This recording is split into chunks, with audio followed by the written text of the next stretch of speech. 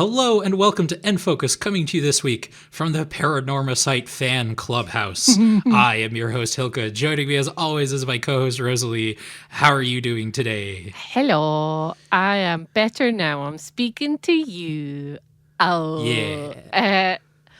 Apart from that, I was quite tired because I had a migraine from the depths of hell yesterday, and it felt like my eyeball was going to pop out from its socket. But I'm feeling a lot better today, and that's what matters. And Glad to hear it. yeah, and also I'm going to a gig this weekend, and I'm Oh, excited. I'm seeing Mystery Skulls, who is that kind of like EDM guy that he did like his music videos are like a indie animation that's kind of like Scooby-Doo, but it's not Scooby-Doo. Yeah. Yeah. And me and my partner listened to him a lot when we first started dating, and the gig's on Valentine's Day, and I was like, well.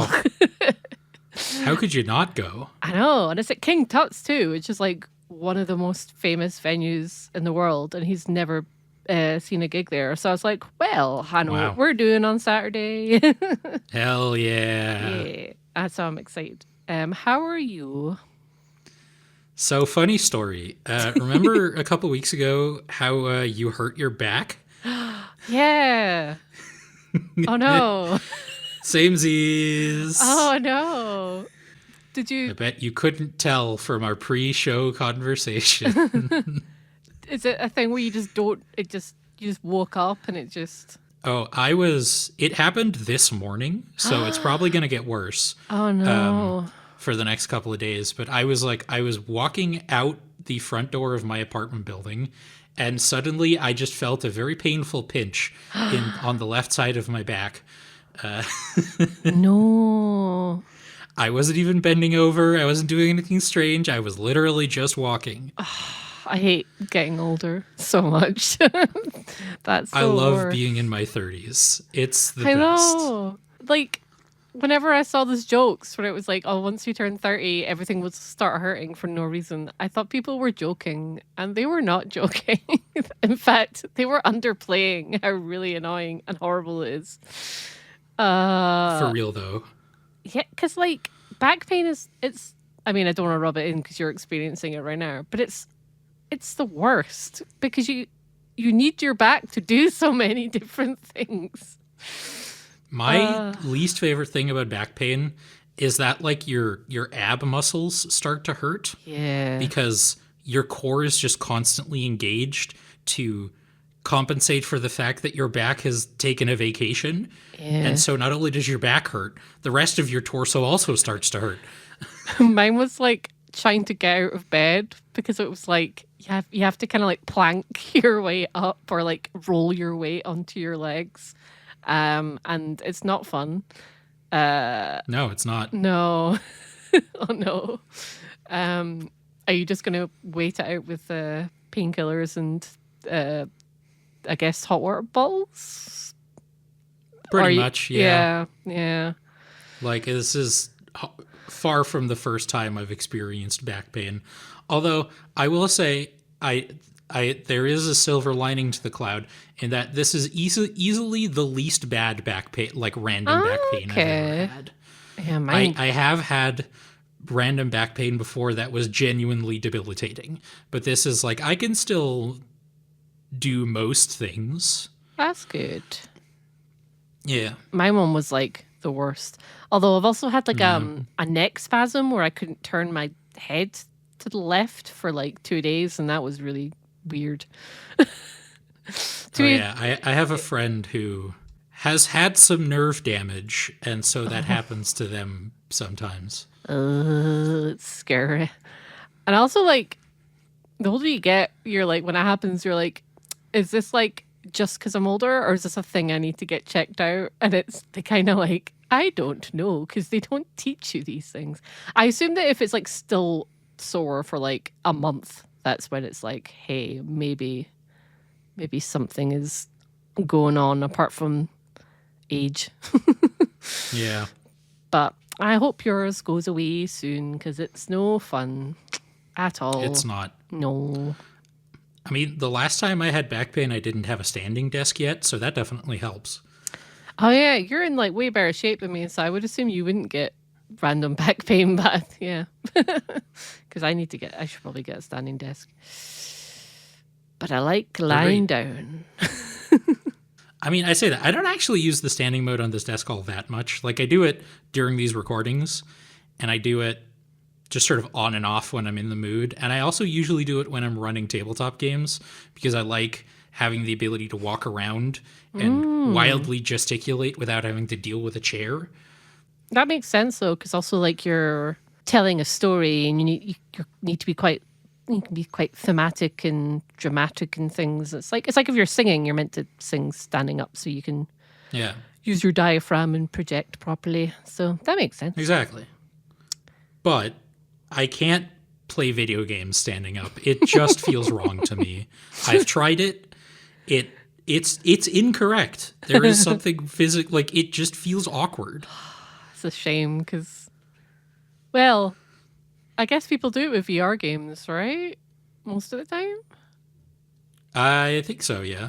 Yeah, I've not tried any VR stuff because money. They're so expensive. Yeah, oh my God. And also, like, I don't want to buy one and then they give me migraines and I'm like, oh, I've just spent like 350 quid on a migraine machine. But yeah, people play them standing up, which... Yeah. But they also have motion controls, a lot of them. So, like, that's a little more natural. Like, standing, holding a controller is just, like, I kind of just feel like an idiot, you know? I used to have a friend in primary school who would play, like, Smash Brothers standing up. Like, whenever he got excited, he would stand up and we'd be like, sit your ass down. Like, but I just got, he just got really into it. And it was... yeah, I can see that. Yeah.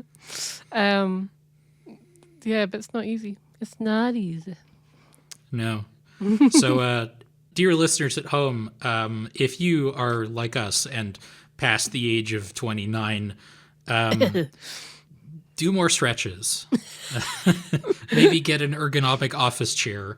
That has been a big help for me. Or be like me and have a big fancy ergonomic chair and you still have the posture of Shaggy from Scooby-Doo. I've mentioned Scooby-Doo twice today. I don't know what's happening. But that's yeah. Apparently I have a 90-degree posture, like, whenever I'm doing anything, which is quite terrifying. I'm like a Tetris L block. You're in shrimp mode, as we sometimes call it on Tumblr. Yeah. Of course. Don't be like that, because this is not good. I'm going to end up one of those grannies that is just totally, like, keeled over, which is not good, because I'm 5'9" and I like being tall, but it's my fault. Oh, dear. Being tall is great. Big fan. Yeah. I love it. I genuinely, unironically, really like it when people ask me to, like, in the grocery store, be like, hey, that's really high up. Can you go grab that for me? Oh, you do? Oh, yeah. I don't mind it because I don't get asked it. Andrew gets asked it every single time he's in a shop, and he doesn't like it. I like helping people. Yeah. In fact, it happened recently where they asked, like, me, like, is it okay if your husband helps me get something? And we were all laughing and we're like, well, what's the point in having a 6'4" husband if he doesn't get you stuff off the shelf and for other people? But they were really nice and we're all laughing about it. And he was just like, yeah, okay. The only time it's worried, like, I'm a bit worried about the gig because tall people gig etiquette is already a bit annoying, but because I'm not huge, I can kind of get away with being at the back, slightly to the side. But he's 6'4", so there's going to be people pissed off behind him no matter where he is. Yeah. Yeah. So on the other hand, you'll never lose him in the crowd. Oh yeah, it's genuinely so handy. I'm not gonna lie. I think I might have told this story before, but like I used to live in Asia. I did most of my growing up there, and I'm like sort of average height for like a Dutch person. Mm-hmm. My brother is like 10 centimeters taller than I am. We never lost him, ever. because he was like 2.5 heads higher than most people, Whoa. and he had like really like light blonde hair at the time. Right, He yeah. just like stuck out like a highlighter. It was great. That's amazing. Yeah. Ah. The most I ever got was when I was a wee lad, very small. I had sort of like, not like actually a bowl cut, but close enough. I had like very straight bangs. We all And it was did, sort it's of a fine. bit longer at the back. And very round glasses. So I got asked a lot if I was Harry Potter. Yeah, to be fair, that was totally the style of the time. It was 2003. Yeah. Oh, yeah, yeah, yeah. Yeah, because We didn't know back then. no, some of Andrew's child photos, I'm like, you look a lot like Daniel Radcliffe. And he was like, yep, yep. But I too had I'll a do you bowl one cut, better. so. But, I had like the Justin Bieber hair in high school.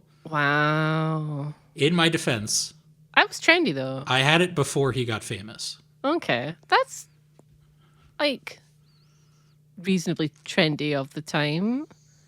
I had the world. I don't even. I've like set fire to photos of me from that time. I'm not even going to describe them because they are unspeakable. There's a reason why I wear so much makeup and get my hair all dyed now. I have to make up for really bad times. But I also did have a bowl cut. I think everybody had the Leonardo DiCaprio Titanic-y kind of middle parting situation thing as well. Good times. Yeah. Anyway, let's talk about some video games. But before we do, I would like to remind everybody that we have a Patreon. That's patreon.com/GamePodular. If you want to send us some money there, you don't have to, of course, but we would really appreciate it if you've got some extra stuff lying around. You can also do the same at our Ko-fi page, ko-fi.com/GamePodular. You can subscribe to the YouTube channel that you may or may not be listening to this on, youtube.com/@GamePodular. If you are, don't forget to hit the like button and leave a comment.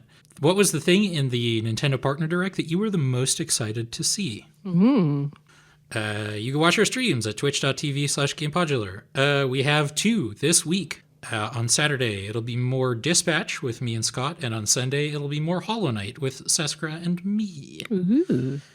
And you can watch the VODs of those on youtube.com/@GamePodular streams highlights.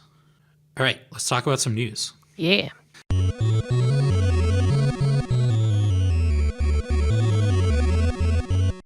The first news story, as it often is new games on the Nintendo Switch Online Classic service. The first is, from the Game Boy Advance, Klonoa, Empire of Dreams. It's a 2D platformer in the Klonoa franchise. It seems to be some sort of spin-off based on the Wikipedia page reading I did. Nowadays, I think we would call it a sidequel. I confess, I have never played a Klonoa game. Oh.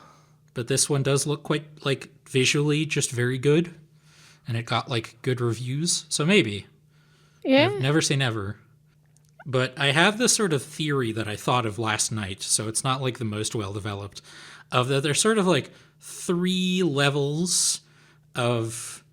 I don't want to necessarily say mascot platformers, because that has a more specific connotation, but platforming games that have, like, a very distinctive character that the game is often named after. Yeah. There's level 1, which is like the all-time classics that even people who don't really know a lot about video games will know. You know, your Marios, your Sonics, that kind of thing. Yeah. And then there's level 2, and that's where Klonoa is. It's like not in the top tier. It's big enough to get like multiple games, like it is a franchise, but it's not like the most well-known. No, it's definitely niche. Yeah. And this is where you get your Klonoas, your, my personal favorite, Ty the Tasmanian Tigers. Oh, yeah.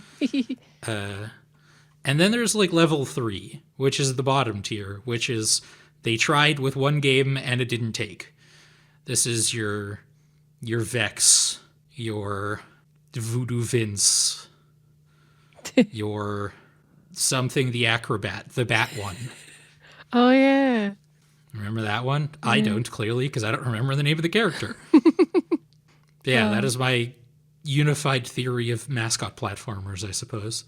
you know what is good? I've got the remasters on the PS5 because the original copies are some of those games that are really expensive. Hmm. And Can they're imagine, fun. yeah. They're good. They're good. They're not like my favorite platformers in the world, but they're good. But now, whenever I think of Klonoa, I just think of the Matthew Perry tweets because he liked Klonoa. May he rest in peace. Which What I a always thought was really random. random game to pick for that, yeah. But that's why, like, that was way before the remasters too. So, Klonoa is a bit like Nights into Dreams for me, where like it has a huge fan base, but it's like for a very niche game with a mascot. You know, it's like a very dedicated fan base. So like they were very happy because there was multiple tweets about how he was playing Klonoa. Nice. And I was like, do you know what? That's really cool. I like when, Yeah. yeah, well, obviously because I was a big Friends fan, but it's like, you know, when a celebrity's like, oh, I'm playing GTA, I'm like, yeah, okay, whatever. But when it's something really obscure, I'm like, yeah, it's cool. uh, I have a fun, like, celebrity gaming related story. oh yeah. Although, I before I tell that, I do just want to like wax poetic a little bit about, man, remember when celebrities just like actually used their own social media accounts and they weren't just like promotional I know. vehicles? And it was so cool because you could like sometimes like they would reply to you and stuff and it'd be like, oh my god. And I was just all PR machines and things. Yeah. Sad. Sad, sad. Come see me in the new Marvel Studios movie, Avengers Doomsday. There's like an 80% chance that Linda Carter of Wonder Woman fame is just on Tumblr. Like, we don't know for sure because Tumblr doesn't have like a verification system. I mean, it did like when Twitter decided like, hey, we're gonna make people pay for the blue check. Tumblr did it as well as a joke. Like, haha, you could pay us and you get 2 checks and they're different colors. And it's not a subscription. But yeah, so there is just a Linda Carter blog, and I'm like 80% sure at most that it is actually her. Like, it could be someone playing a very dedicated bit, but you know, who knows? Anyway, I'm going to make this about pro wrestling, and I do apologize. But there's a pro wrestler by the name of Randall Keith Orton, or Randy Orton, to his coworkers. I'm just realizing I don't know if his real name is actually Randall Keith. Like, that is just it's equally likely that that's just a nickname I invented for him with my friends many years ago. Anyway, Randy Orton, he was out with an injury for a while, and then he came back, and they had like a backstage segment with him and another wrestler, and they were starting a feud, and the other guy was like, you were sitting at home on your couch playing Sonic or Mario, like, you know, a colorful cartoony game. And he was like, I wasn't playing that. I was playing Elden Ring. And then, like, the day after the show, someone posted on Twitter, like, hey, so Randy Orton paid me like $200 to give him a bunch of runes in Elden Ring so he didn't have to grind. I love that. That's so good. Yeah. Anyway, the next game is Mr. Driller 2, which also for the Game Boy Advance, which is a puzzle game where you drill colorful blocks. Yeah. It looks fine. I'm not the biggest puzzle game guy, but cool. Yeah. I like the last one they did. They did there was like a Switch one that had different modes, and it was fun. I'm not good at it. They're good time wasters. The main story of our showcase of our episode is, as you might have guessed based on the bringer here, we have the Nintendo Direct Partner Showcase to talk about. Yay. I want to sort of talk about this now. What are your general feelings about this Direct? Yeah, it was fine. Again, like, I don't like rating directs because it's a bunch of adverts put together. Yeah. So like, I don't think that can be good and or bad because it just depends if there's things in there that you like to see and want to play. But there was things in there that I didn't expect were coming out. So I was like, cool. I mean, a lot of it is like this game that already exists is coming to Switch too, and people were really like, "Oh, that means that was a terrible direct." And it's like, well, it's a partner direct. That's kind of the point. The point is to show like the games that Nintendo has partnered with to bring to their system, and also like you don't lose out by games being more accessible on more platforms, and even if they are on the Switch, they're inevitably going to run better on Switch too. So you don't have to buy them if you don't want to. That's the thing I wanted to talk. That I bring it up is like more than I think any other direct I've ever watched. I saw some like intensely negative reactions to this one that people were like, "Oh, my expectations were in the toilet," but after the direct, I feel even worse about it. And I'm like, it's like you said, it's a bunch of ads. It's really not that serious. Mm-hmm. And B, again, like you said, it's a partner direct. What are you expecting? They're not going to mention like Mario Odyssey 2 here. Yeah, if that even is a thing that's ever going to happen. Yeah. Do I wish there were more Switch 2 exclusives while we're almost 8 months in? Yeah. Am I angry about that there isn't? Because when I have a ton to play already, and when there's a new Switch 2 game coming out in a couple of weeks, nah, I'm all right. like it wasn't like mind-blowingly good or anything. It was just fine. Yeah. I will say I think a good amount of it does come with like we'll get into it, but the last segment of the direct kind of maybe left a bad taste in people's mouths a little bit. I know it did for me. Oh, right. Okay. I'm trying to guess what bit you're talking about, but I think I know. The developer that revealed multiples of their games coming to Switch 2. Oh, yeah. I already knew that was happening because did they allude to it or it got leaked or something? One of those. But yeah. No, yeah, I thought it was fine. It's fine. Yeah, it was fine. Yeah. Again, it's a bunch of ads. Like it's not that big a deal. No. He said about to spend the next 45 to 60 minutes on talking about it on a podcast. Yeah. I feel like I like when people get passionate about stuff. That's why we're here. But I feel of things to have really strong, angry opinions about that's going on in the games industry right now. There's a lot more. There's a lot more pressing things you can get angry about, which I sometimes feel the people that are angry about a game not being shown are the people that don't talk about those things. But yeah, no, it's fine. In fact, there's like when I was watching it, I was like, oh, this is cool, yay. So I don't know. But again, there was things that I wanted to play. There was nothing in there that I liked. I can foresee being disappointed, but like sometimes not every partner direct is going to be for you. It's happened to me. Who cares? We do, because we're about to spend a long time on this podcast talking about it. Oops.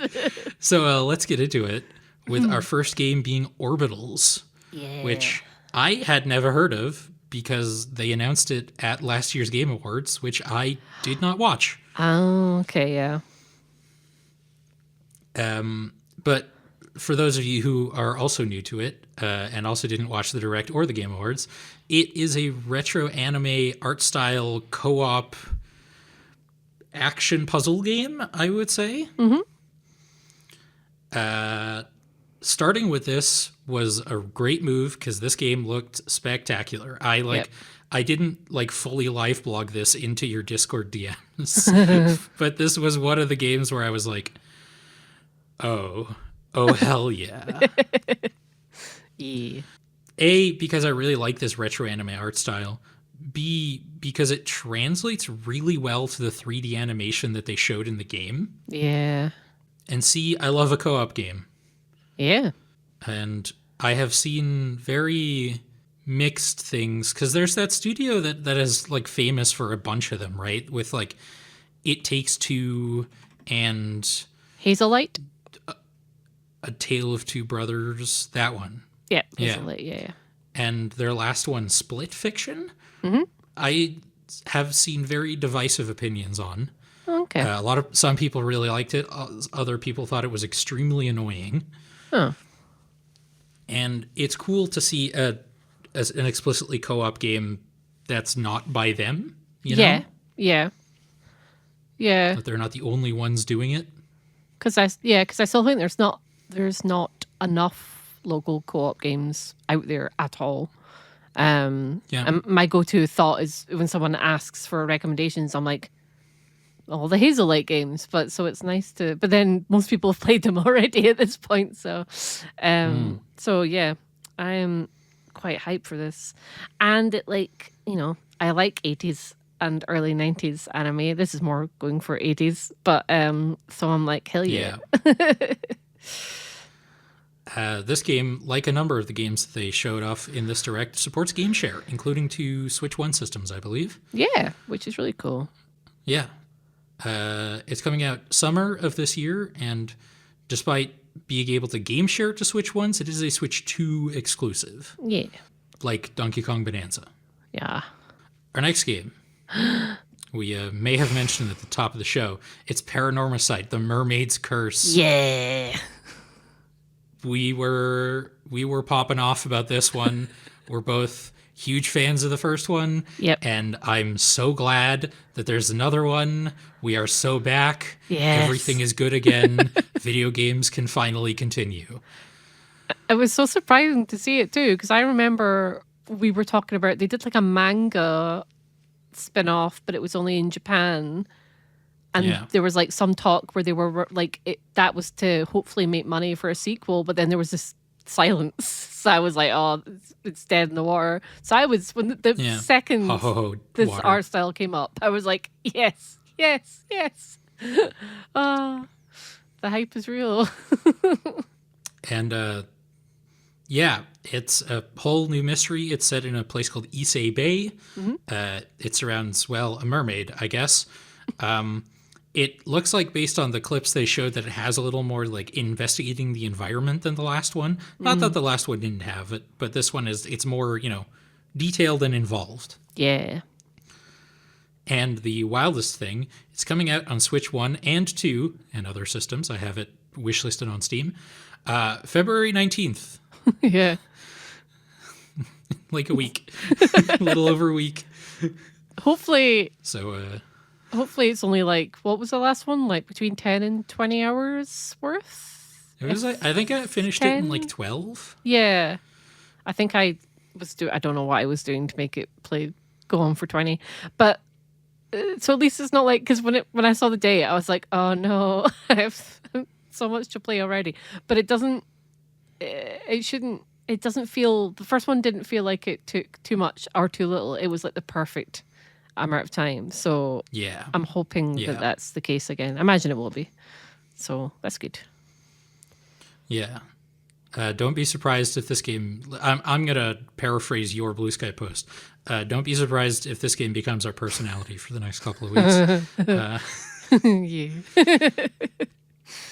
Yeah. Moving right along to another anime game, Captain Tsubasa 2 World Fighters, coming to Switch 1 and Switch 2 in this year sometime. More than 2026 is not known yet. This is an absolutely bonkers looking football game that could easily just be one of those, like, Naruto Shippuden, like the anime arena fighters that like every shonen game and anime gets. Yep. You got ones for Naruto and Demon Slayer and My Hero Academia and One Piece. Yep. But it is a football game. They just have cool, flashy abilities, which makes putting the other football game after this one kind of funny. Yeah. Yep. It has a different audience, I suppose. We'll get to it when we get to it. I Will not be buying this. I do not care, but it does No. look neat. Yeah. I know the series because it pops up when I look at other anime things, but it's not one that I'm going to watch and or buy the games Yeah. of. But it must have an audience for it to be Yeah. in the direct. So happy It's a for sequel too. happy for all the anime nerds, fellow anime nerds. Well, I hope they're not scrambling too hard for a new game because we are talking about Tokyo Scramble next, which is coming out. Hang on, let me check my notes here. At time of recording tomorrow Oh. on Nintendo Switch 2. It is a premise that I really dig. It is a stealth horror game set in a subterranean world below Tokyo that you fall into after a subway crash. Fun fact, I was also reminded of, do you remember Amy, the Xbox Live Arcade game? No. It was sort of a famously bad XBLA game that came out on like Xbox 360 era, where you had a psychic child that you were exporting. God. Escorting, that's the word I was looking for, to a place that would help take care of her, and then there's a train crash, and then you're in an underground facility, and the game runs like absolute garbage. Like it would probably run well on like a Series X. You know, I think even the Xbox One would probably struggle with it. But the point I'm getting at is they both start in like train/subway crash, and you are now in a mystery world full of weird sci-fi and horror things. It's got lots of cool like monsters that are sort of dinosaur inspired. I don't love that it seems to have insta-fail stealth. The narration in the direct said something along the lines of, and if they catch you, it's all over, which could just be dramatic, but it also could be the worst kind of stealth that exists. Yeah. This game also has game share.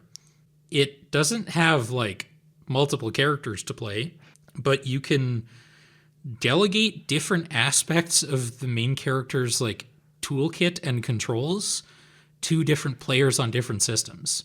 So you have one player just controlling the main character, another player will do like using like distraction tools and stuff, so you can coordinate it sort of as a team, and I really like that as an idea. Yeah, I feel like in a horror genre, it could be have quite hilarious results as well.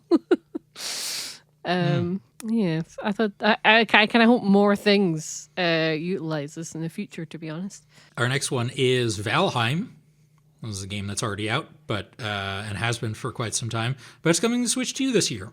I know this game is very popular, or at least was very popular. It probably still is, but I could not care less, to be honest. I do not like survival crafting games, and this one is an especially hardcore survival crafting game where like you chop down a tree, and if you're not careful, it can land on you and kill you. Yeah.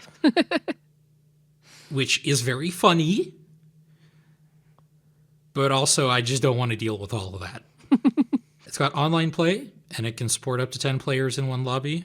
You can build, craft, survive, make magic weapons, fight bosses. Like, it's a whole big game that I will never play because I do not like games like this. But it is cool for it to be on Switch 2.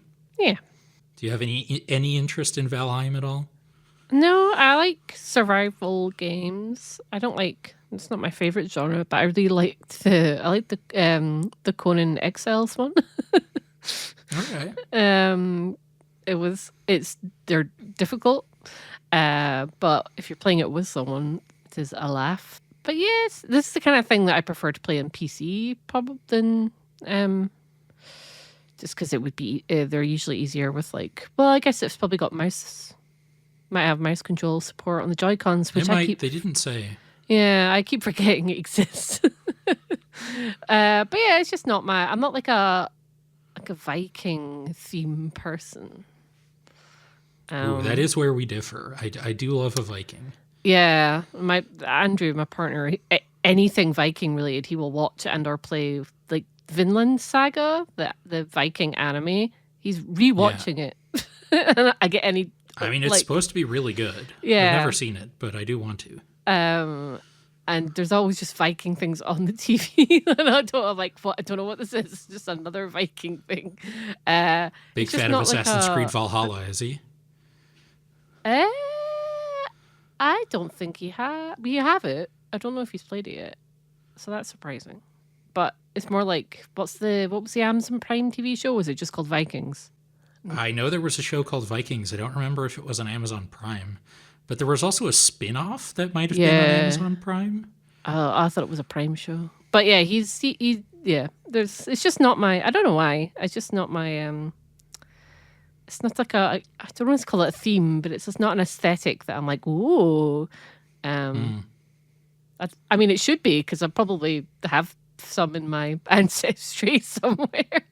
Because a lot of them came over here, or what was Yeah. here before what here was. You can tell I know a lot about Vikings.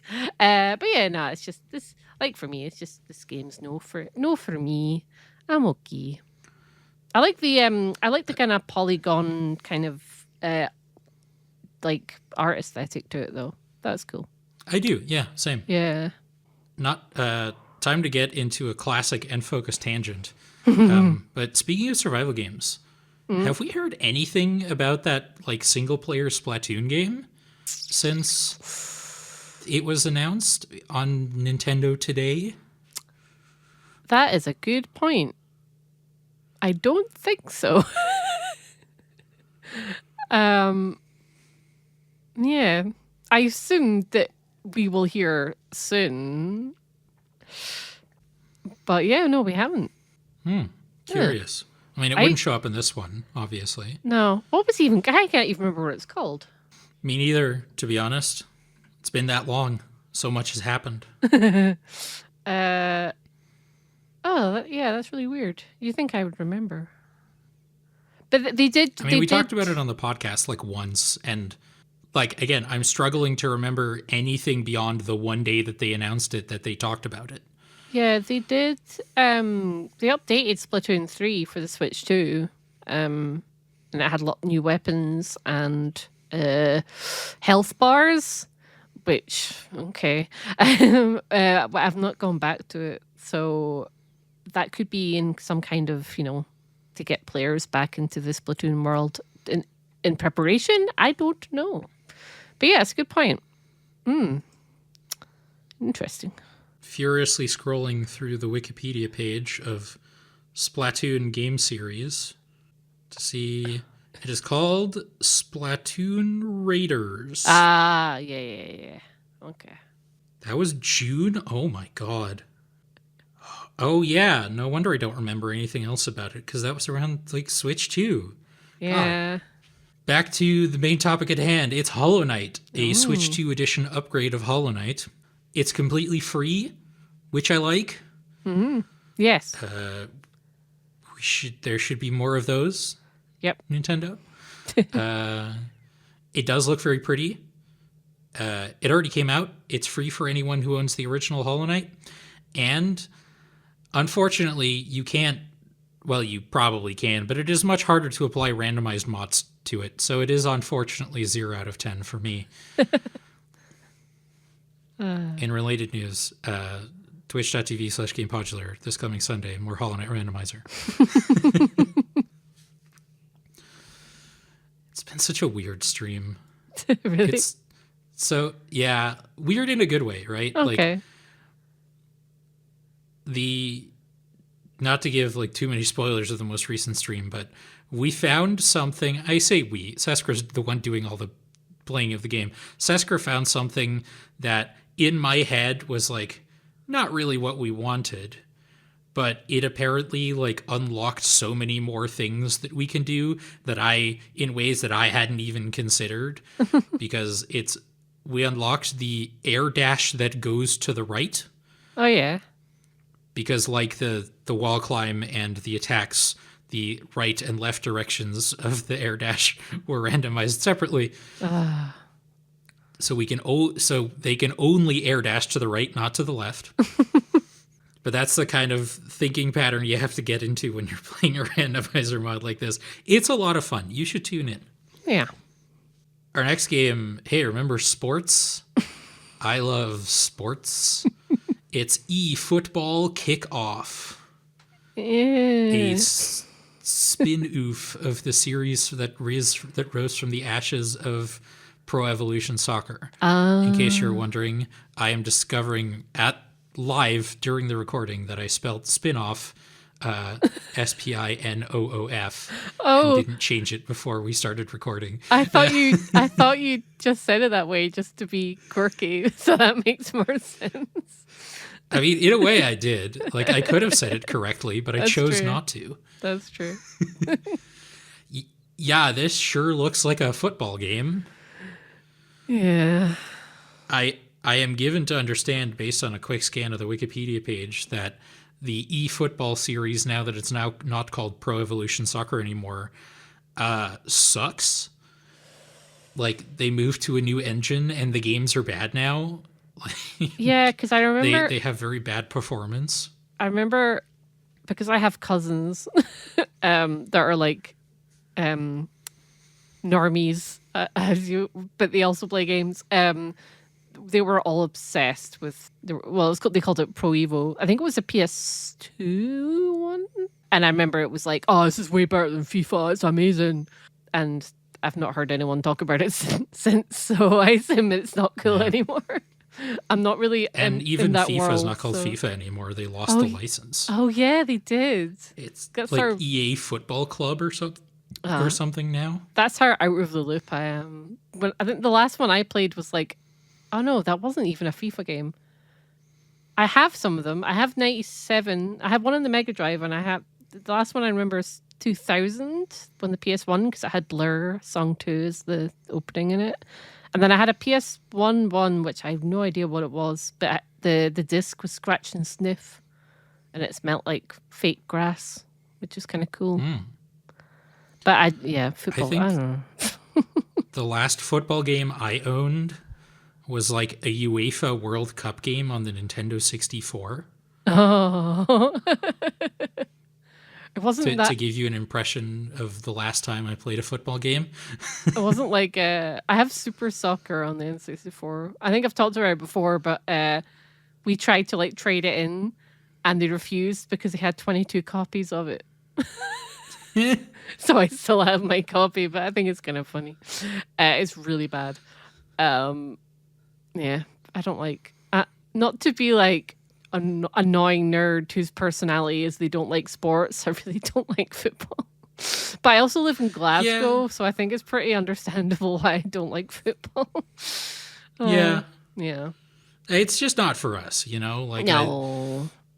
I wish no ill will towards football fans and football game fans. Well, depends on. It's a bit different in Glasgow.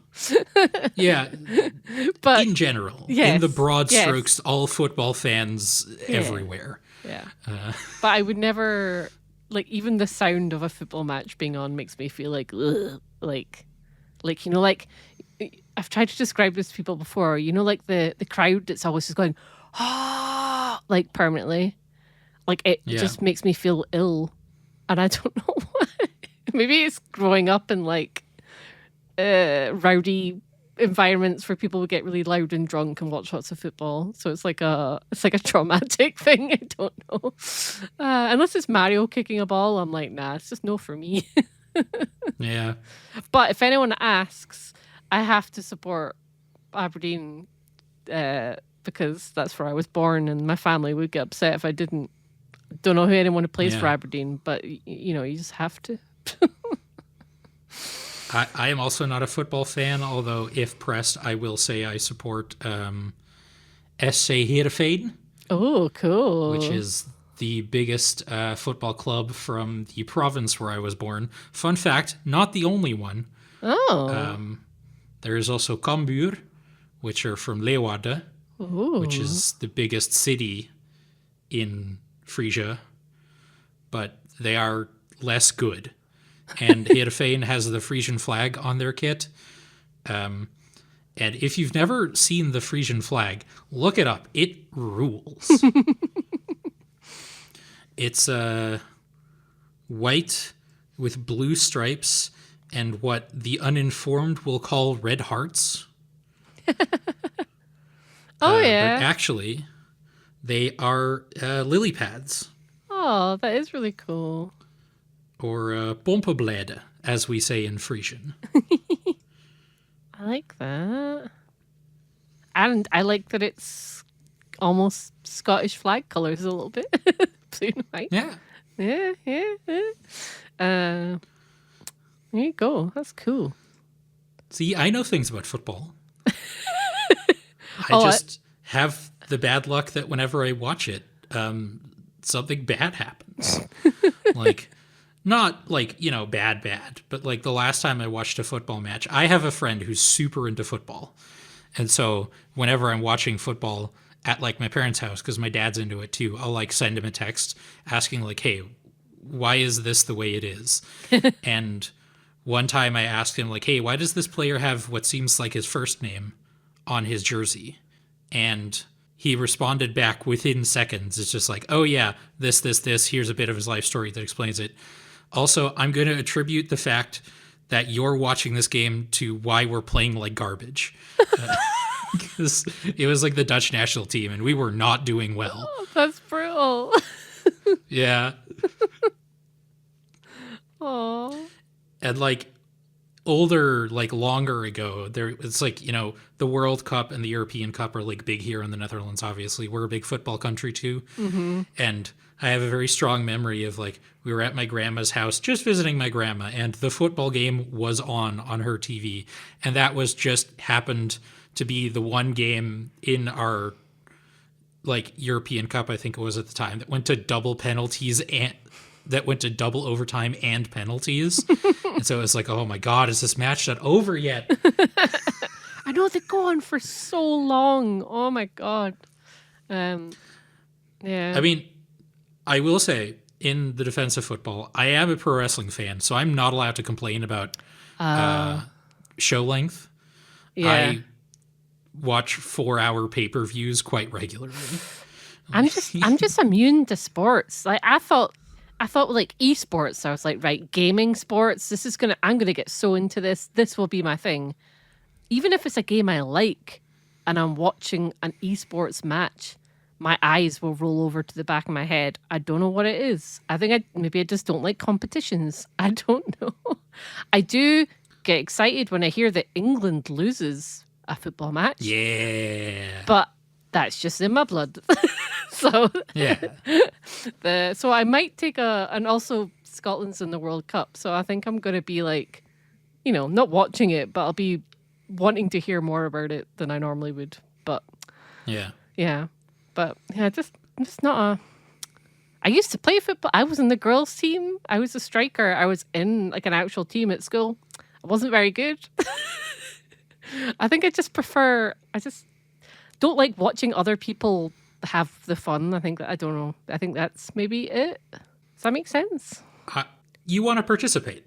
Yeah. It's like, and I hate reality TV as well because I'm just like, not that I want to be on Big Brother, but I'd rather be doing. It just seems, I don't know. I just get bored. Well, if you don't like real sports, may I introduce you to something called sports entertainment, also known as professional wrestling. I know you're a former fan, but I couldn't not make the joke. Yeah. Yeah. I Anyway, did. we've spent way too long talking about this football game Yeah. for something we Just don't this. care about. Oopsies. Let's talk about the Adventures of Elliot the Millennium Tales, one of the worst names for a game I've heard in a while. No. Oh dear. This is a game that we've seen previously in a previous direct, and in fact, there was already a demo out for it. I played it a little bit. It was pretty good. Part of it being called the Millennium Tales is that there's like different time periods where you can fight different enemies and find different loot and things that are unique to those time periods.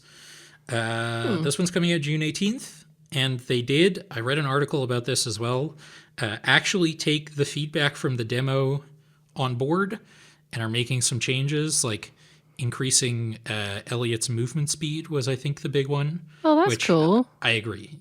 He moved a little too slow. I like when they actually like take on feedback. That's really neat. Yeah. I'm still sort of on the fence about this one. I like the real-time combat in this game. It's sort of like an Ys kind of way. But I'm still not the hugest fan of the like HD 2D art style. Yeah, same. And it's all getting a bit samey as well, I feel. Yeah, I think we've talked about Like it before. visually. They all have like a weird yellow tint to them for some reason. Yeah. And it's And like that sort of worked for Octopath Traveler, but you don't need to put it on all the other ones. no. I feel like maybe the Dragon Quest ones don't. Yeah. But, The Dragon Quest, or at least Dragon Quest 3 doesn't. I don't know for 1 and 2 off the top of my head. Yeah, and that I have which one do I have? I have 3. They're That's annoying. the one that came out first. Yes, because they're in like a different. You're meant to play that one before that the others because it's confusing. Yeah. And I do plan to play it at some point, but yeah, no, this is just not my cup of tea. Although I did see the collector's edition and it comes of the Adventures of Elliot, and it comes with a really cute statue. Not that I'd want to spend hundreds of pounds on, but it's neat anyway. Yeah. Yeah. And you only have to wait until June 18th to pick it up for yourself. Mm. The next one was Super Bomberman Collection. Ooh. It is a collection of 5 SNES games, Super Bombermans 1 through 5. Interestingly, some of these were never released outside of Japan, notably 4 and 5. And 3 was Japan and EU only, so it will be the first time this come out in the US, or that comes out in the US. It also features the Famicom versions of Bomberman 1 and 2. It's coming with a new boss rush mode. It has game share. The digital version is already out and is getting a physical version in August. Ooh. Can't say I'm the biggest Bomberman fan, but it's, again, as I say, like, whenever something like this comes out, it is very good to have these games more widely and easily accessible. Yeah, exactly. Our next one. Some people on this podcast are not the biggest fans of it. Final Fantasy VII Rebirth. I have very little to say about it because I will defer to your expertise on it. I will say visually, I think it made the transition to Switch 2 pretty well. Yeah. But it's more that I can say for some of the other games in this presentation. More on that at the end. This one's coming out June 3rd. Yeah. And it's 102 like gigs. Intergrade only came out like a couple weeks ago, right? Yeah. So it's kind of, it must have sold well for them to be like, right, quick, let's work on the other one. And they're probably working on the Switch 2 version at the same time for this, I imagine, to be honest. Probably. Apparently the first one runs ridiculously well and is kind of like the comparison people are using for like what games could come out in the future. So that's cool. But I'm not going to subject myself to playing through those games again because of reasons. And hey, if anyone's like, I'm going to check this out and you've never played the original, please play the original.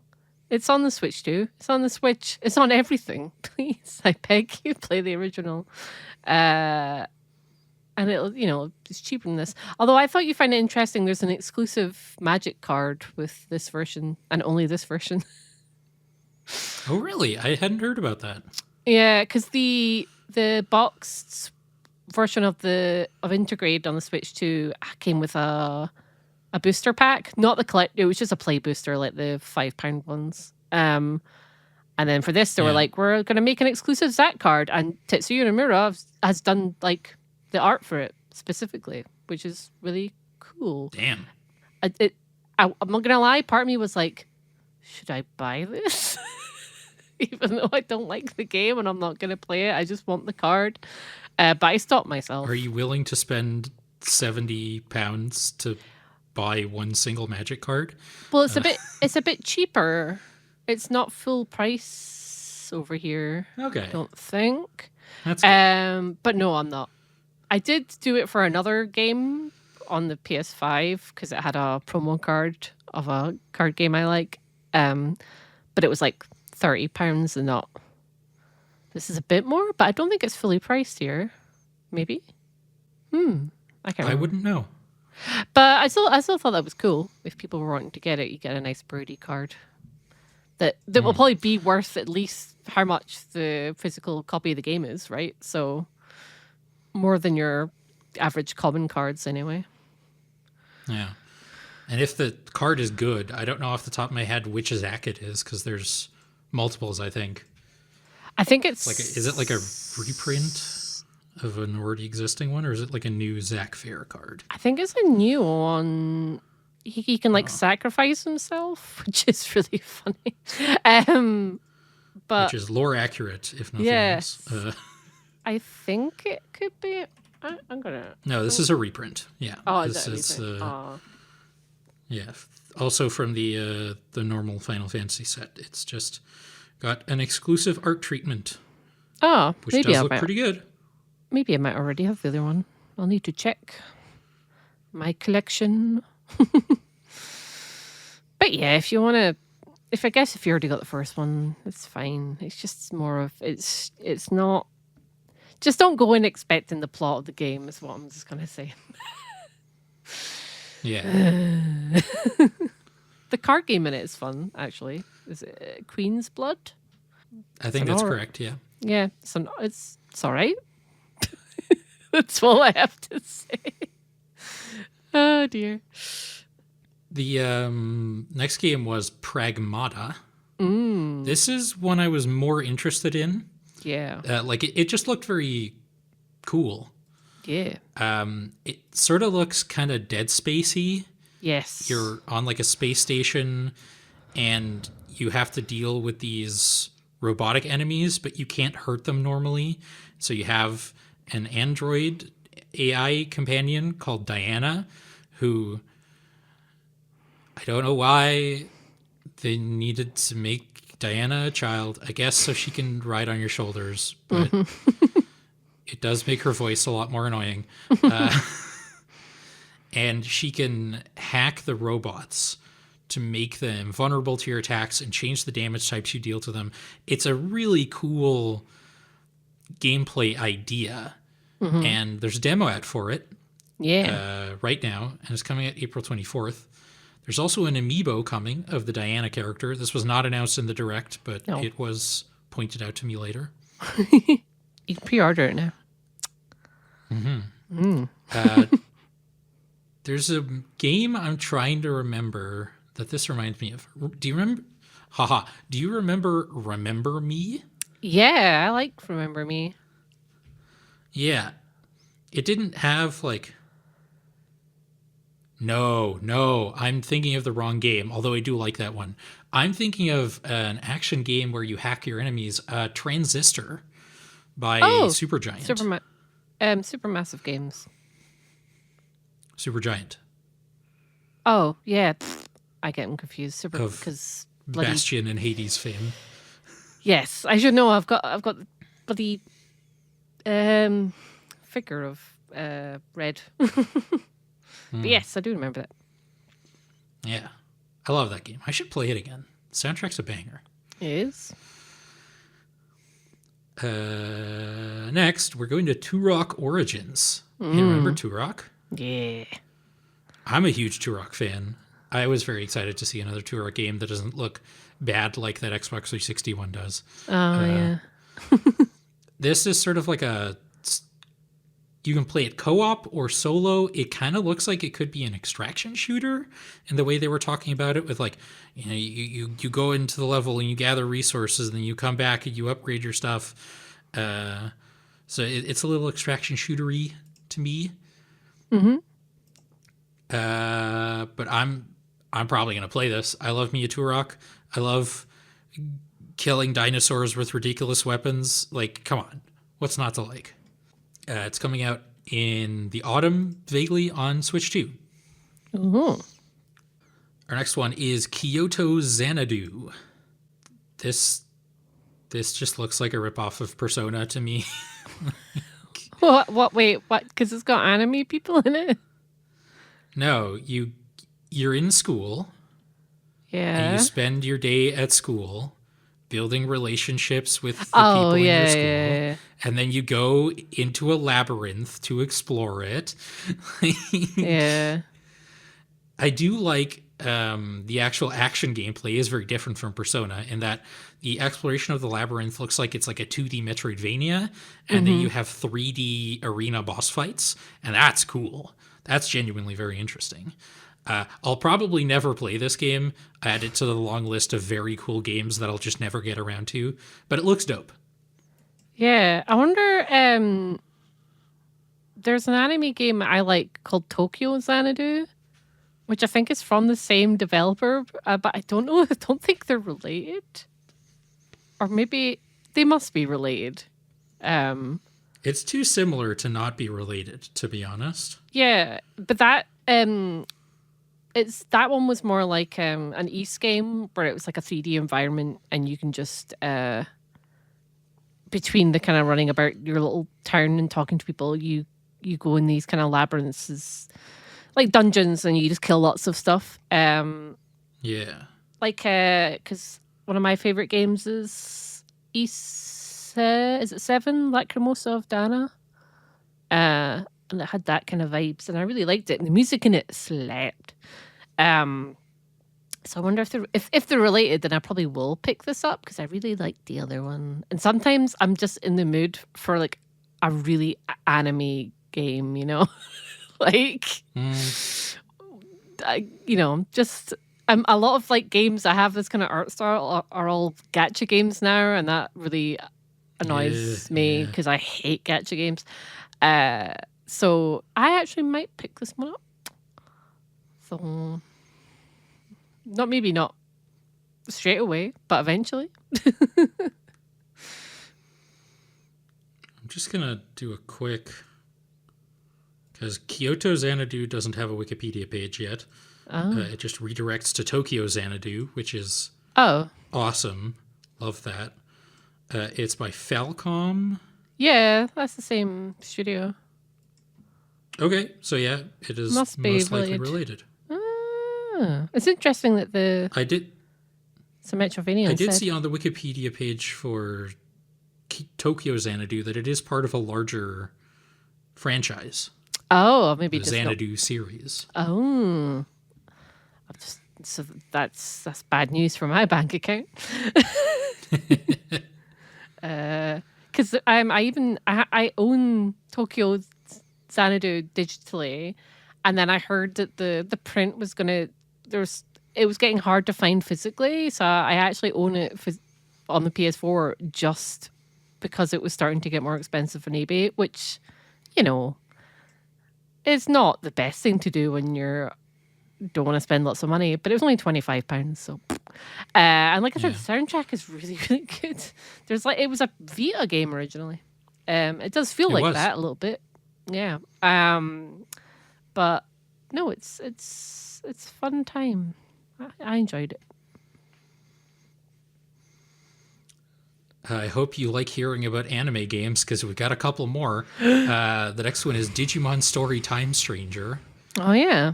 This game's already out, of course. It came out last year. They made the genius decision to release their new big Digimon game the same month as Pokemon Legends ZA. Wouldn't have done that if it were me, but alas. But yeah, this game's already out, and I'm very glad to be getting it on Switch 2, because that's the system I wanted to play it on most, because I played Cyber Sleuth on Switch 1, and also technically PlayStation Vita, although not a lot of it. And it's coming to Switch 1 and 2 on July 10th. Yeah, and I believe also that PS5 and Xbox players are getting a free performance update at the same time. Nice. I hadn't heard about that. Yeah, because it runs, I don't know if it's 60 FPS, but it's meant to run better on the Switch too. Yeah, it has on performance mode, it runs at 120 FPS at 1080p. Yeah. And then graphics mode is like 60 FPS in 4K, I think. Yeah, and I think it had some performance issues at launch, but shouldn't. If you hopefully didn't play it and were saving your copy on the PS5 and Xbox, then you can enjoy the performance update, which I don't know if it will match the Switch 2, but I imagine it. I don't see why it wouldn't. So that's exciting. Or I guess you could just pick that version up now when it comes out.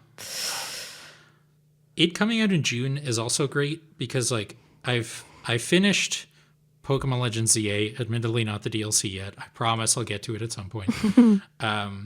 And Monster Hunter Stories 2 comes out next month, or 3, sorry. Monster Hunter Stories 3 comes out next month. Mm-hmm. And so I'm hoping by the time I finish Monster Hunter Stories, it'll be time to buy Digimon. And I can just sort of chain monster collecting RPGs for most of a year.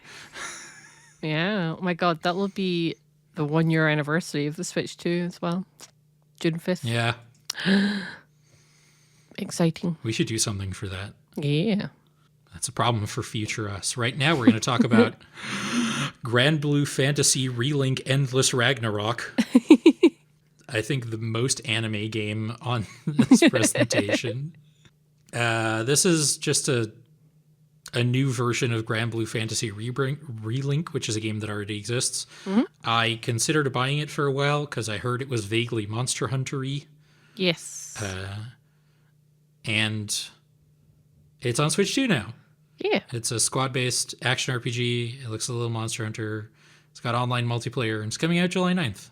Yeah. I might play it at some point, but it's probably going to go on the same list as Tokyo Xanadu. I have the PS5 version, and I've still not played it. But in my defense, I've like played the original game and watched the anime and stuff, so it's not like I don't know things that will probably happen. Yeah. But yeah, no, my friend who did finish it pretty much said it was very Monster Hunter-y, and that's why they liked it. So it probably would be your jam, to be honest. I'm curious who's involved, who developed this one, because the original game, the team that made it was the team that broke away from Square Enix around when Final Fantasy 12 was being developed. So it's like the original Final Fantasy creator, Nobumatsu, does all the music and stuff. And that's why the mobile game is like the only gacha game that I don't hate.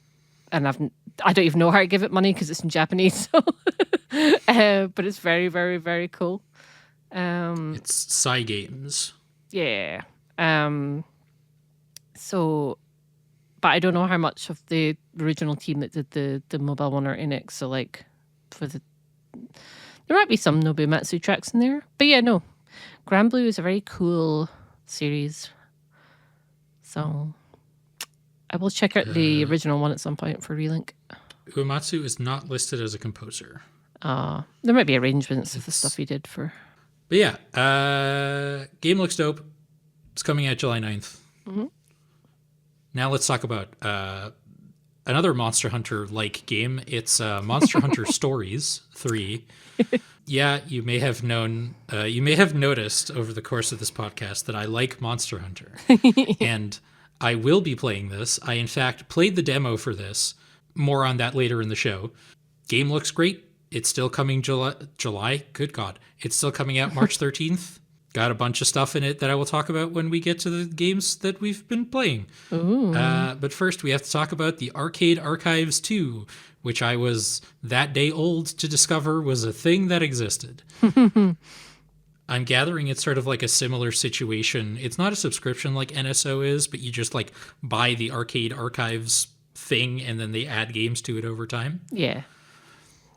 And for this one, they added Rave Racer. Cool. It's a racing game. Yeah. Don't know what else to say about it. It looks like an arcade racing game. Yep. And then we have the console archives, which is being introduced, which is starting with Doraemon, Sonic Wings Special, Cool Borders, and Ninja Gaiden 2. Yeah, I think was Doraemon not a Japan exclusive one? I don't remember. If it is, I didn't write it down, but I did watch the Nintendo UK presentation because Oh, maybe it wasn't I then. could have watched the Nintendo NL one, but I didn't want everything. I didn't want to have to translate everything from Dutch on top of the like hour it took me to get through this half-hour presentation. No, I think you're right. I might be there was a I think there was a thing that was shown in the Japanese one that we didn't get, but so maybe it's something else. I'm getting confused. It's fine. There's a lot going on in this presentation, like Yes. the sizzle reel, as I like to Yay. call them. I'm just going to rattle off a whole bunch of stuff real Yep. quickly, and we Yep. don't have to cover them in any amount of detail. No. Scott Pilgrim EX, March 3rd. Another Eden Begins, Switch 2 Edition, Summer 2026. Reanimal, February 13th. WWE 2K26, another wrestling appearance on this podcast, March 13th. The same day as Monster Hunter Stories 3, so I'm not buying it anytime soon. I'm probably just never going to buy it. I haven't bought a WWE game since 2K19. Star Trek trademark Voyager registered Across the Unknown, February 18th. Hey, that's like next week. Oh. Disney Dreamlight Valley Nintendo Switch 2 Edition, March 25th. PGA Tour 2K25? Oh It's yeah. not 25 anymore. But it was 25 in the presentation. I remember remarking on it out loud to nobody in particular because I was watching this by myself. This one's already out. You can buy it right now if you like golf. Coldcept Begins Nintendo Switch 2 Edition, July 16th. Goat Simulator 3, April 1st, because of course, what other day would they pick? Shadow Tactics Blade of the Shogun, March 18th. Tales of Arise Beyond the Dawn Edition, May 22nd. I like that game. This was a weird selection of games to put right, like, close to each other, right? Yeah. You got, like, WWE 2K26 and PGA Tour 2K25 together with Goat Simulator 3, Scott Pilgrim EX, and Star Trek Voyager Across the Unknown. That's why I like it. It's like little thing for everybody, you know? Yeah. Yeah. And then there were two segments left. The first one was dedicated to Resident Evil Requiem, the next big Resident Evil game that I didn't realize was that big a deal. Like, I thought it was a spin-off, but it is apparently It's number basically 9. Resident Evil 9. Yeah. It's the new mainline one. Like, they don't really number them anymore, right? Like, technically 8 is called Resident Evil Village, but they, like, colored the lines in the word village with, like, the Roman numeral for 8. Yeah. I mean, it just because it sounds better, to be fair. I don't know how to do it with 9 on the box. But I guess we'll see. Yeah. A cool thing about this game is you can change camera perspectives between first person and third person. I was talking to Seskra about this, who is a big Resident Evil fan, and they have remarked that Resident Evil so far has been very good at designing for first person and also designing for third person, and so designing for both at the same time is going to be interesting to see how they pull that off. It's coming out February 27th. The same day we'll also get gold editions, which I assume is just the versions with all the DLC, of Village and just Biohazard was 7, right? Yeah. Which is confusing because that's what it's called in Japan. Yeah. Introducing Biohazard, Biohazard. Yeah, pretty much. No, that's right. I think that's right. I should know. I'm a fan of the series, but there's so many games. I get so confused. Yeah. Uh, And there will also be a themed Pro Controller and amiibo of Grace and Leon, the two playable characters in the game. You will probably not be the first time that you're hearing this, but boy, the Leon one looks bad. Like, at least the one picture they showed in this direct, the sculpt on his head just looks terrible. yeah, human characters are like not the best in amiibo form. Although there's like statues coming out for this game too, and they've just reused the same models as this. but they're blown up obviously because amiibos are like what 4 inches at least. So it'll be interesting to see how the sculpts look on like a bigger scale because more expensive Yeah. and more detail. I'm probably gonna still buy them, but nobody was surprised to hear that. Yeah. But it's annoying because I've also pre-ordered one of the Wander amiibos because I've got the Elephant Mario pre-ordered, and then I have the two Yeah. Galaxy ones that don't come out, are still not out until April. So I hope these are normal priced and not like expensive. They're not as detailed, so I hope that they're not expensive. Same for Yeah. you and other people. Also, I like the Pro controller. This isn't the first time it was announced. It was announced last October. Okay. And it's been sold out. But some places it's sold out for a while. I think it's cool because it's So do I. subtle. Yeah, and then people were annoyed. It was like, well, why is it like £10 more expensive? And it's like because it's licensed. They have to pay for the license of the art and Yeah. for it to be a product. So that's always going to be the case. And I don't have a Switch 2 Pro controller yet, so I might, depending on how stock is, I might. I mean, I have Pro controllers, but not the Nintendo one specifically. I might get this one in the future, as long as stock isn't bad, which might happen. Yeah. 'Cause And then the last segment of this direct was devoted to Bethesda. I was busy with something else while this direct was live. So I finished with the thing I was doing, and then I opened Blue Sky, and I was like sort of experiencing the direct backwards as I scrolled through my Blue Sky feed, and there were just like loud boos in text form, like Todd Howard jump scare, like yeah. I'm not the biggest Bethesda games fan at the moment, especially.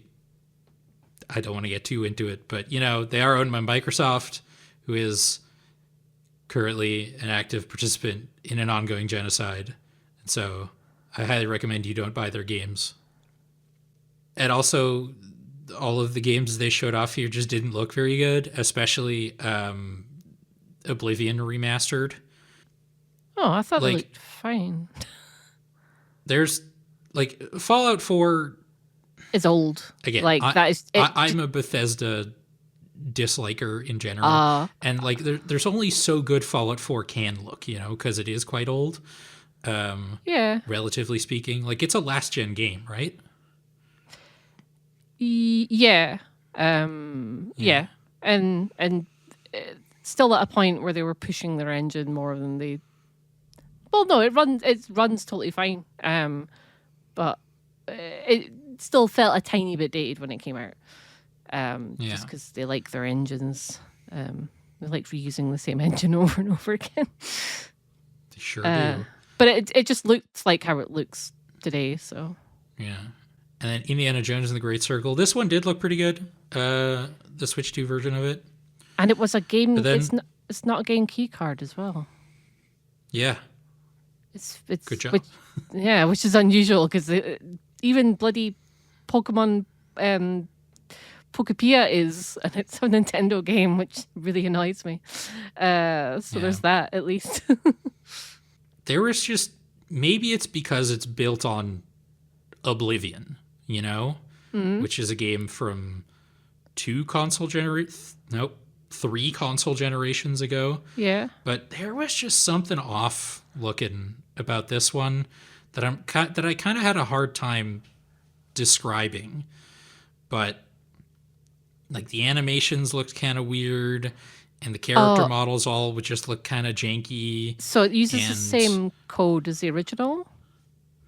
Yeah. So the animations are the old animations. So that could be Yeah. why. But like I've seen footage of the remastered version running on like PC and like PS5 and Xbox. Yeah. And again, it's built on Oblivion, so there's only so good it can look.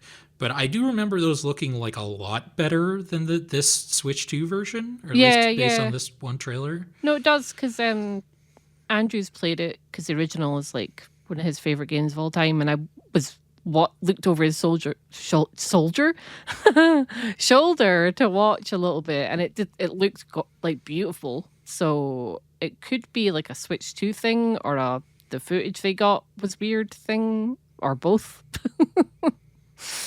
Yeah. Which is weird, because if the Switch 2 can run Rebirth, you'd assume that it would be okay with this. I don't know. Yeah. But again, like you said, it's based on the code of Oblivion. Yeah. Which, Yeah. not the most stable game even at the time. No. But due to previously mentioned reasons regarding genocide, I will not be buying any of these. I already own them. I boycott other things. But and Fallout 4 is one of my favorite games of all time. But I already, these are old, so I already own them. Yeah. Indiana Jones, I don't own. I'm just I'm not an indie fan in general, to be honest.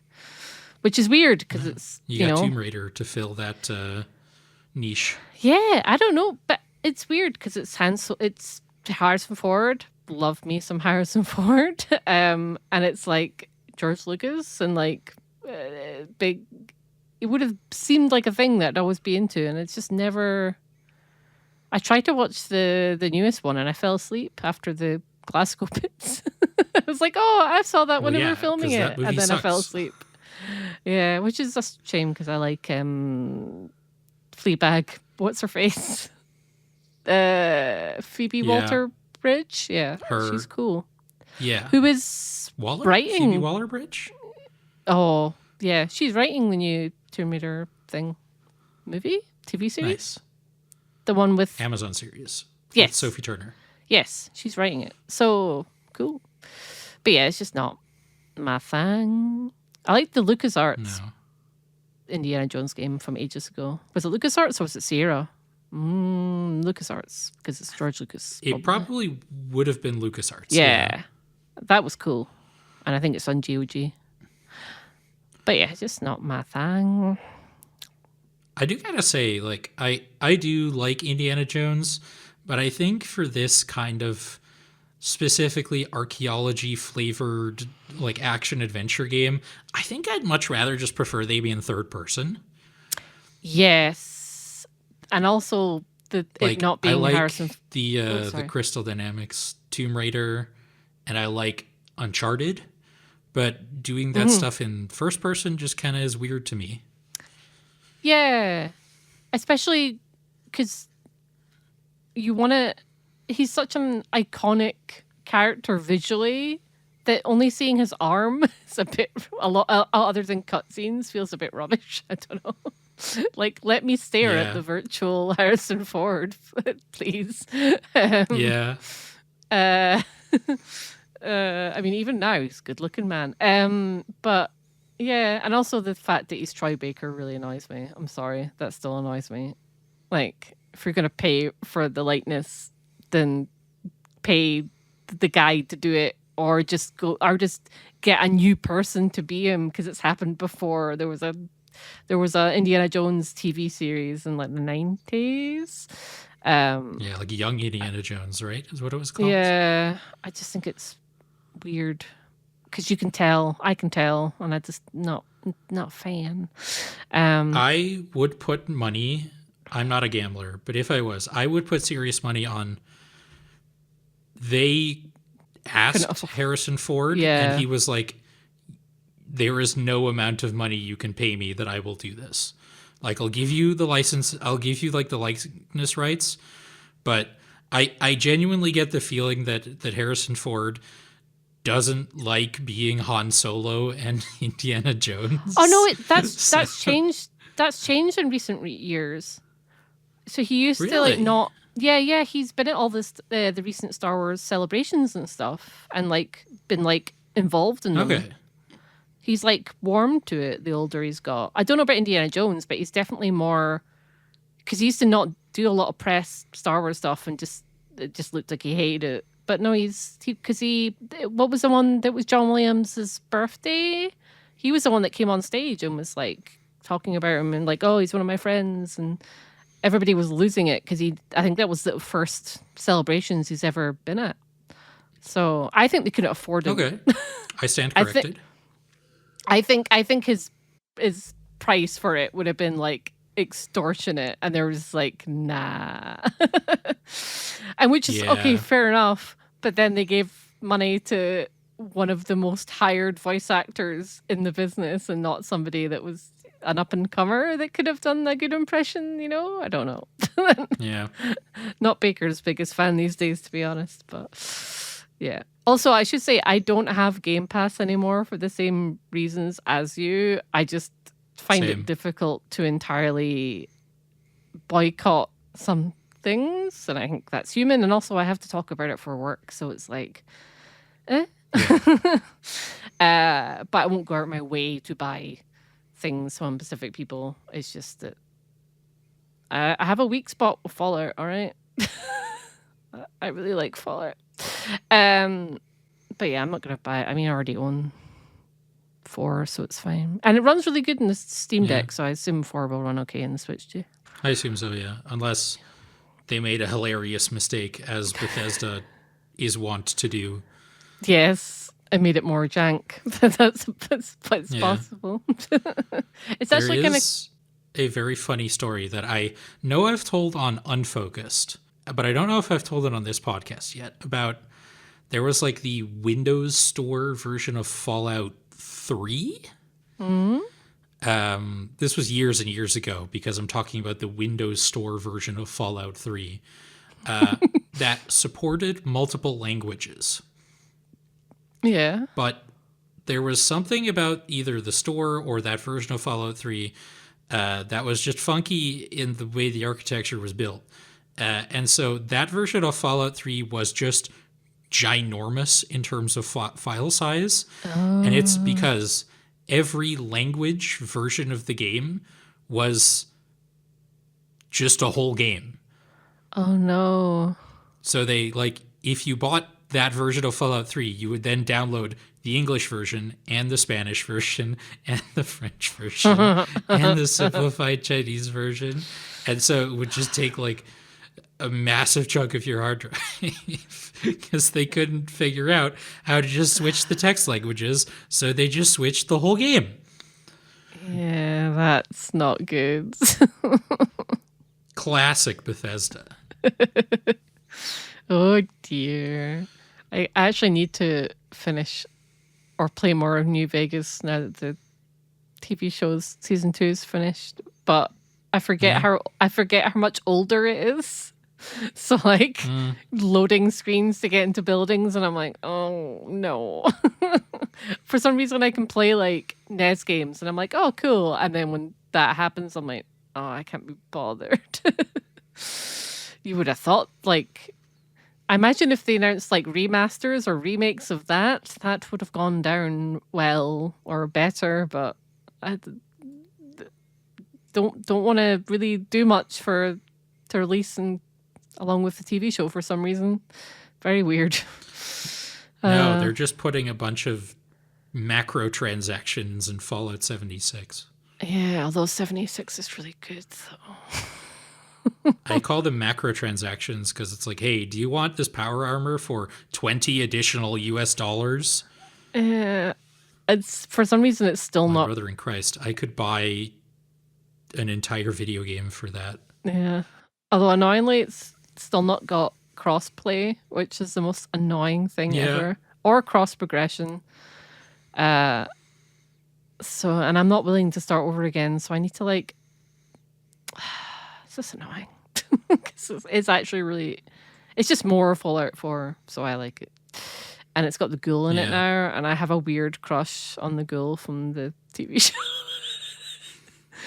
I mean, it's Walton Goggins. Yeah, but it's not the. You're far from the only one. It's not like the flashback one. It's like the doesn't have a nose one.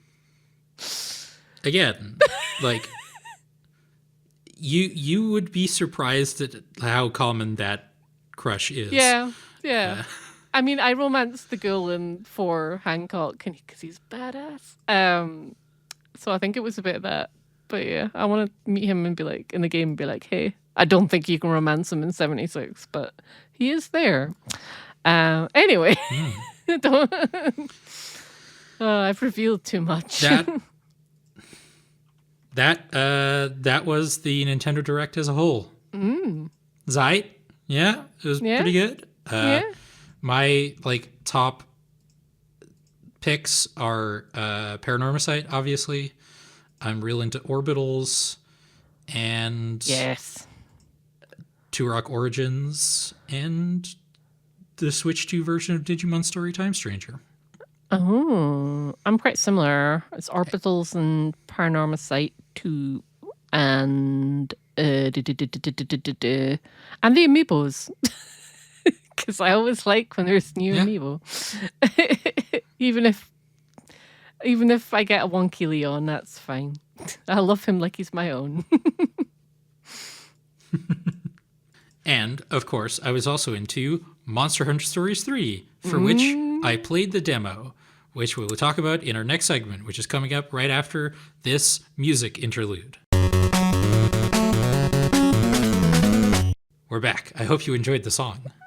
If you're a new listener of the podcast, it was cool, right? And if you're not, you've heard it before. Yay. I'm in a weird mood today, I am discovering. I think it's your over back. An hour and a half into this recording. Your back pain is like taking over. You're evolving. Sure, let's call it evolution. Speaking of things that creatures in video games do, Monster Hunter Stories is also a monster collecting RPG, much like Pokemon, where they evolve.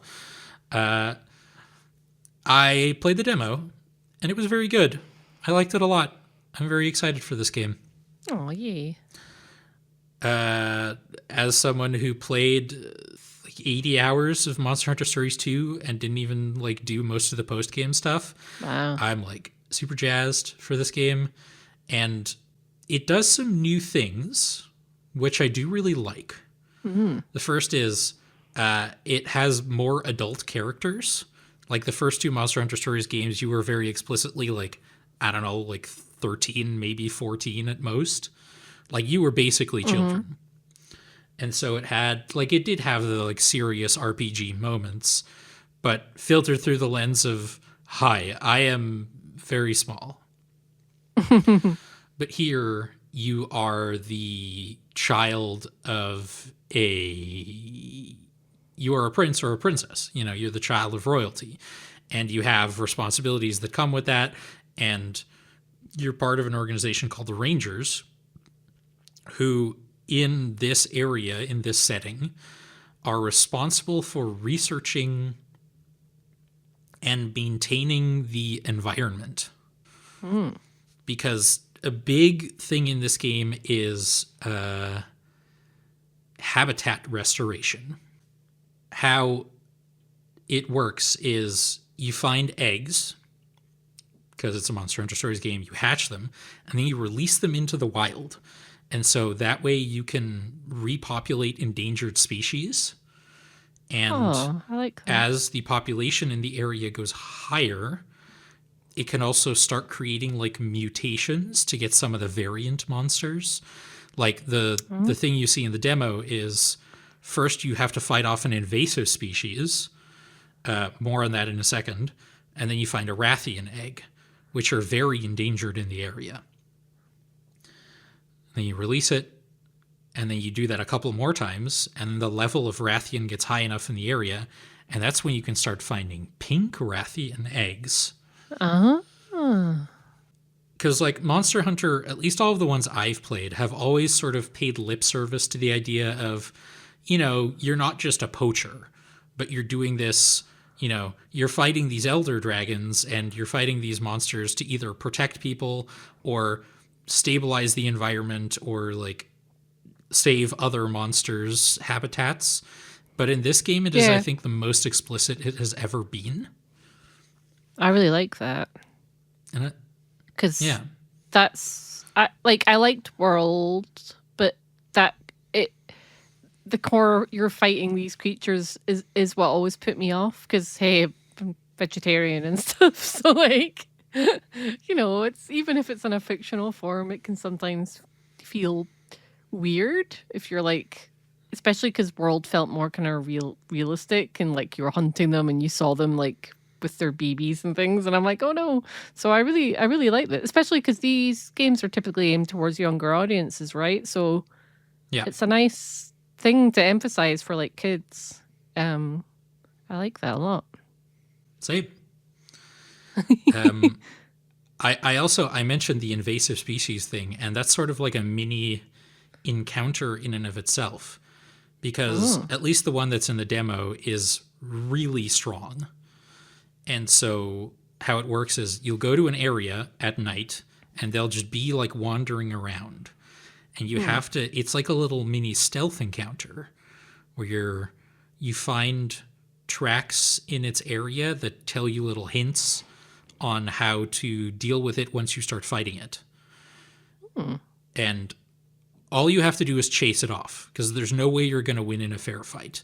So you have to target the correct body part or do the special thing or whatever it is to chase it off, and then you can find the endangered species egg and do the habitat restoration stuff. Two big changes from the previous game is, one, you get access to flying monsters really early in the game, like right from the get-go. But the flying is way worse, because it's not actually flying, it's gliding.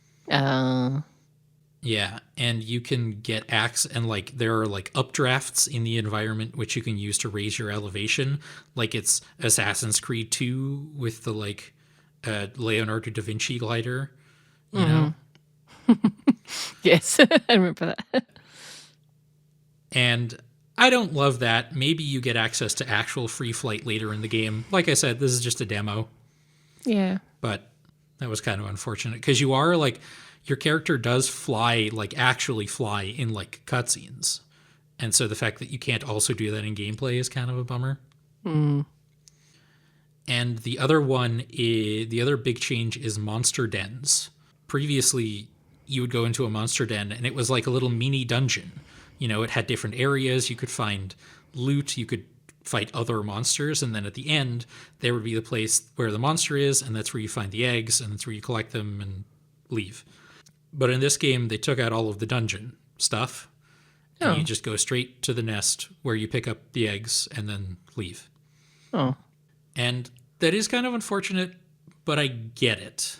Because of the habitat restoration mechanic, this game assumes that you're collecting way more monster eggs than the previous games. And I do like it as a sort of time-saving measure, if nothing else. Because I did like the little mini dungeon idea, but a lot of them did get pretty samey. Like, they were semi-randomized in terms of like which, in the same way that Spelunky is, like they used different area blocks and then just strung them together in a randomized order. But you see the same stuff pretty quickly. And so I would consider this a lateral move in the context of the third game's design. Okay. Some quality of life improvements.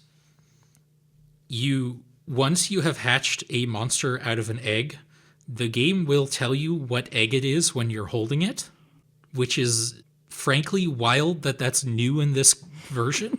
Like, because in previous games, you would just sort of, like, you could deduce what monster it was when you were holding the egg.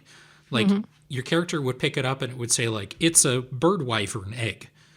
And, like, bird wyverns and fanged wyverns and brute wyverns, they all had different, like, markings. And then based on the color scheme, you could see, like, you could guess, like, oh, okay, this one is, like, yellow, but it has, like, blue stripes. So this is, like, a Tigrex. But now the game just tells you, which is so much nicer, because I did forget. And also, some of the overworld like movement mechanics have been genericized a little bit. Previously, things like jump and dash and roar were tied to specific monsters, but now, as far as I can tell, every monster has those. There's still more specific ones like swim and fly and wall climb and ground dive that are more specific. But I like just having. It did always feel kind of bad to have one monster in my party just for the dash ability to break through rocks. Like It's like HM Pokemon back in the day. Yeah, how in like Generation 3, I always had like a Tropius in my party just because it learned a lot of HMs. Like it could do like cut, fly, flash, Yep. and dig or not dig, like strength or whatever, or rock smash. Yeah. It was just all HM moves and you never used it for anything else. Yep. And so that's just a nice little quality of life improvement here. The demo's not very long. In fact, I think I sent you a message about this yesterday or the day before where I was like, I'm going to talk about this on the show. I haven't finished it yet, but even without finishing it, I'll have enough of it to talk about. And then I played some more this morning and discovered that I literally just had one cutscene left and I finished the demo. Can you carry it over to the full? You sure can. Oh, I love that. I mean, Yeah. it's pretty common, but see, when it's not a thing, it's so annoying. That's great. Yeah. And some stuff is capped. Like you can only have up to 12 monsters in your stable. You can only level your character and your monsters up to level 10, which happens very quickly. And the amount of currency you can carry is also capped at 1,000. So you can't go wild and do like a whole bunch of stuff. But it definitely gave me like a good taste of what's to come. My only real criticism is I did notice some like very minor performance issues, but we're talking like very minor hiccups that probably just aren't going to bother me because they didn't really in the demo. I just noticed them. They didn't affect gameplay at all. It might not be in the full game. Maybe. Yeah. And honestly, Monster Hunter Stories 2 on Switch 1 was way worse. There it did actually affect gameplay. Oh no. They did get like it did get smoothed out for Switch 2. I don't think it got like a performance upgrade. It's just having access to better hardware really helped. Yeah.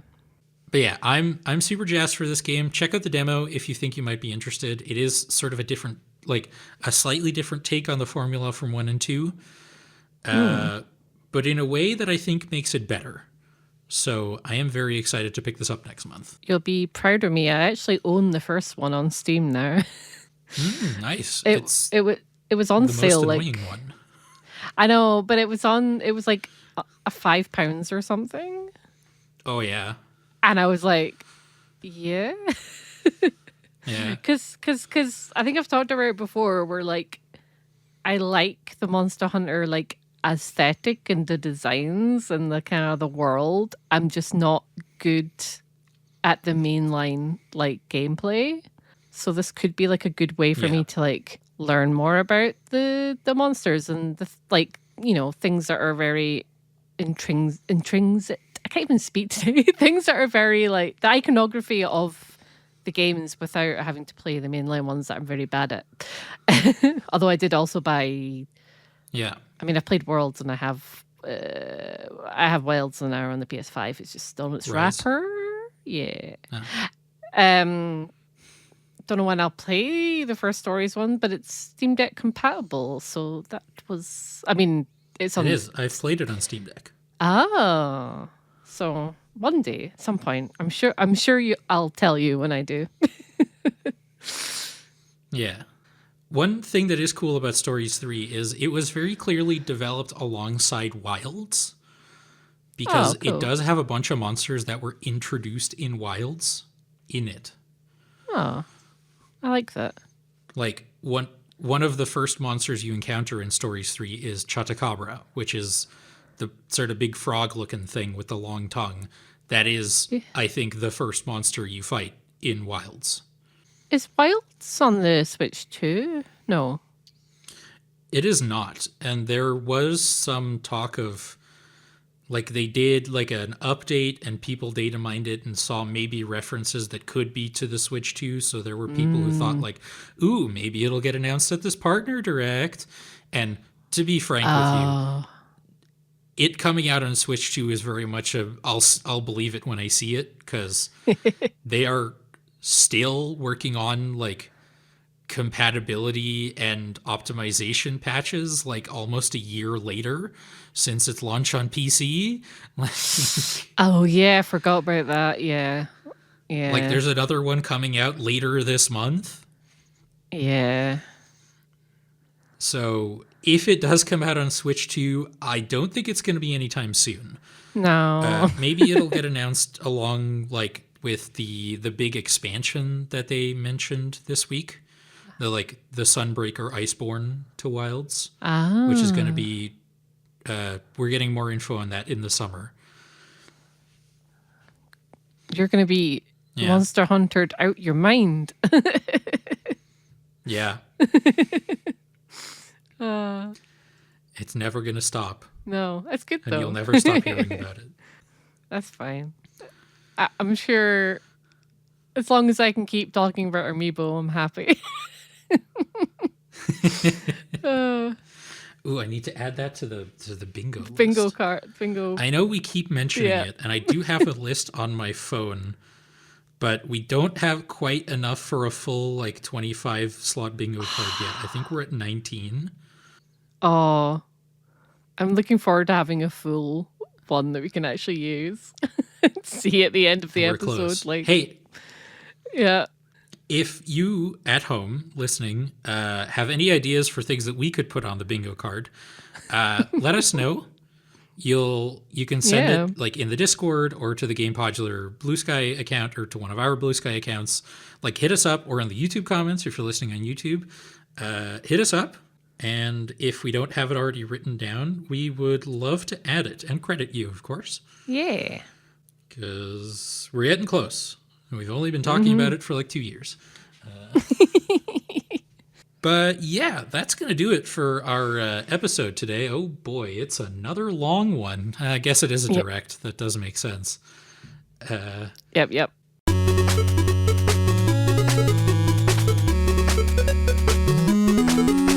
Now we're going to go to the part of the show where we talk about what we're going to be playing. I do notice that we probably should have changed what's written there, because I think the answer for both of us is going to be Paranormacite. Oh, of course. Yeah. I keep forgetting it's in 9 days. That's crazy. Yeah. Yeah, so it will be that 100%. Wow. That's exciting though. Yeah. It is. But I will also keep playing Dispatch, but that's happening Yes. on Twitch. The first stream of that was good. The game rules. I have mixed feelings on it as a game to play on Twitch, because obviously we Yeah. did have to turn off like the licensed music and the swearing, and oh boy, there's a lot of swearing. I know, because I've only still played the first chapter, and the soundtrack is so good. Like when Andrew played it as they released, and he was like, "If this gets a vinyl, we are pre-ordering it." I was like, "Oh, okay." So it's kind of sad, but I guess you could replay it on your own and pick different options and things. So Yeah, with- there is with- already one decision I made that I regret. So oh, I'm curious now. I'll need to finish it so we don't spoil it for each other. this was like one of the first decisions in chapter Oh. 1. Oh, Don't worry. I think I know what it is then. Up on the billboard. Yep. I should have let the moment linger. Oh. I misread the situation, and it was awkward for everybody. But yeah, if you're interested in seeing more of that, check out twitch.tv/GamePodular. But yeah, we're both going to be playing Paranormacite because we are some of the biggest fans of the original game, I think. Like, I'm trying not Yeah, to... although like when the announcement happened, loads of people on my Blue Sky were talking about it, and I'm like, where were you when the original one came out? Yeah, for 'Cause, real. like, I don't think I can tell you, like, I know one other person, like, in I know, other than you, I know one person for sure that's played it. So I'm like, like, why were people being so quiet about it? Like, come on. So, yeah, people surprise you. Yeah. But that's going to do it for our episode. Of course, stick around for the ending segment with all our social medias and stuff. If you want to reach out to us there, you can do so about the bingo card and also other things, other thoughts, other questions you might have. We are always happy to hear from you. Also, one more small note. If you are a Patreon subscriber, patron, if you will, I did put a post up on the Patreon about the whole shenanigans that's happening with Apple. That will, I have done my best to explain the situation. It doesn't really affect us all that much, to be honest, but it sucks for a lot of other people. But if you have questions about how it affects us, it's free for everyone. Everyone can see it. But if you're considering becoming a patron, do read it first so you know what's going on, what it'll look like, basically. But yeah, talk to y'all later. Have a good one. We had a great time. Bye-bye. Bye.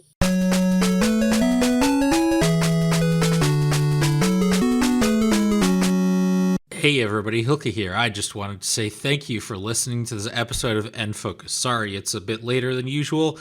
I was dealing with back pain, as you may have heard in the episode, and that didn't make it especially easy to edit a podcast for a number of hours in my day. I'm feeling a little better now. I can, do things, which is great. Love doing things. But that's where my life is, I suppose. Back to the spiel. If you enjoyed this episode, please leave us a review on iTunes. It really helps us get noticed. Also, please tell your friends if you think they'd be interested. Word of mouth really helps too. And if you are listening on YouTube, please be sure to like, comment, and subscribe. Also be sure to check out our sister show, Game Podular Unfocused. Follow us on Blue Sky and at GamePodular.com for updates, news, and other content. Links to all of our socials, including the Discord, the Mastodon, and the Blue Sky, may be found at our Linktree. If you'd like to support our shows, you can buy a coffee or become a Game Podular patron on the Patreon. The details for both are on our website. Thank you. This episode was edited by me, Hilke. You can follow me at gear12turbo.bluesky.social on Blue Sky. I was joined today by Rosalie, who you can find at littlerecordgirl.bluesky.social on Blue Sky. Have a good one!